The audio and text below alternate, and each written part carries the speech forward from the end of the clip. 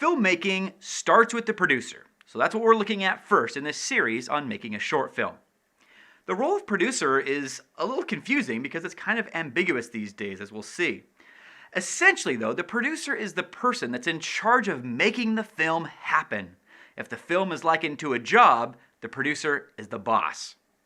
To understand what a producer does, let's look at the game of chess. In chess there are a lot of pieces, but the two most powerful, without a doubt, are the king and the queen. The queen gets a lot of attention because the queen has the most mobility of all the pieces.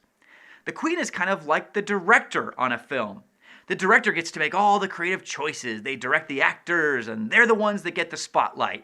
Quentin Tarantino, Martin Scorsese, J.J. Abrams, Hitchcock, Spielberg, etc., etc. These guys are household names. My mom knows who these guys are.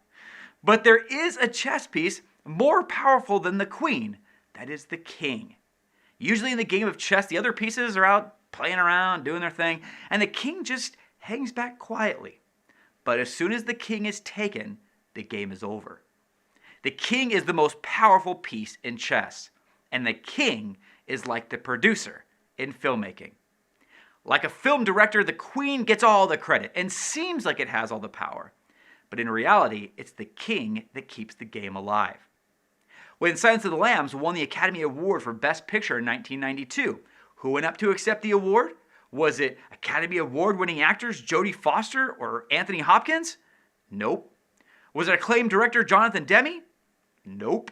What about the writer of the original book? Or the writer that adapted the book into the film? Nope and nope.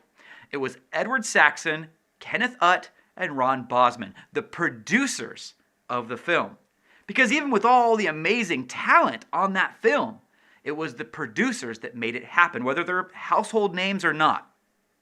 There's some controversy right now because a lot of times people are given producer credits in exchange for contributing something in some way to the film, even if they never actually work on the film at all.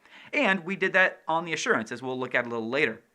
But the universal producer tasks are to initiate the project in the first place, to obtain and guide the making of the script, to secure financing, to make sure that things go smoothly in pre-production, production, and post-production, to supervise marketing and distribution, and to make sure that the film is a financial success. Directors do get a lot of attention these days, but producers are often part of a film project long before and long after directors have done their part in it. So in this series, we're going to examine this key role and what it takes to get a film project off the ground. Note that a lot of this information is also applicable and sometimes even more applicable to feature films and to short films, but I've also included this information here regardless, just assuming that this is the end goal for most short film makers.